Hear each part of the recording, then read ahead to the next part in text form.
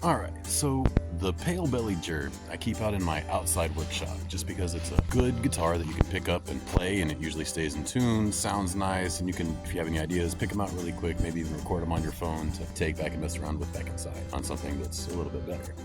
Well, last week I went outside and I picked up the guitar and it was drastically out of tune. So upon further inspection, I saw that it had a pretty decent bridge lift going on. Not really, surprised. It was a very cheap guitar, and it's just something that sort of happened. So I removed the bridge, removed all the material, threw glue on it, clamped it back down in a way that I probably should have done a little bit better, but did it all really quick. After it was all glued up, strung it up, played well, stayed in tune, cool, took it back out to my shop. Well, the next day, a crazy storm came through and actually knocked a tree over onto my shop.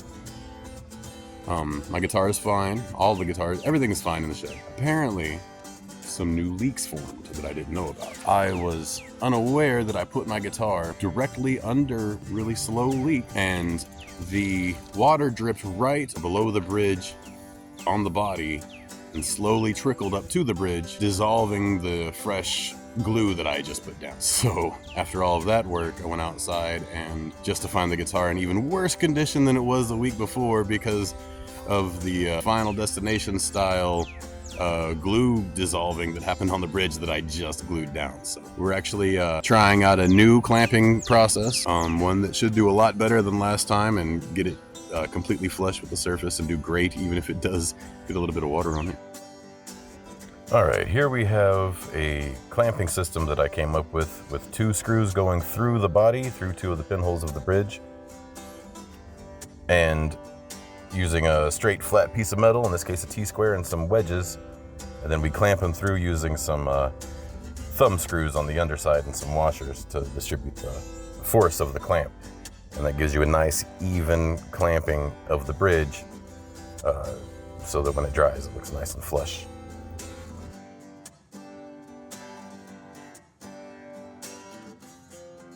And then we take it all off and string it up, and it played amazing. Right back to where it was originally before that stupid water Final Destination thing happened.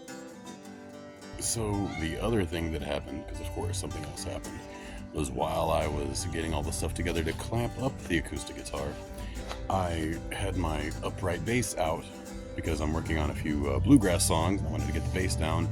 And of course, walked into the room, forgot that I had it in there, bumped into it, and it fell face down, which of course I don't have on camera, but essentially the fingerboard got pushed towards the body, which popped the neck out of the body joint. So I got to put all that back together. That was awesome. And so now we're going to also reveal how that repair went. Hopefully it went well, but it's all clamped up and ready to be unclamped and tested out for tension and seeing how the glue actually holds up. That's gonna be fun. Cool.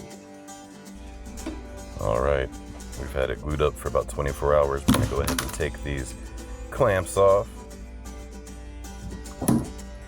and check out the seam and see how bad it is.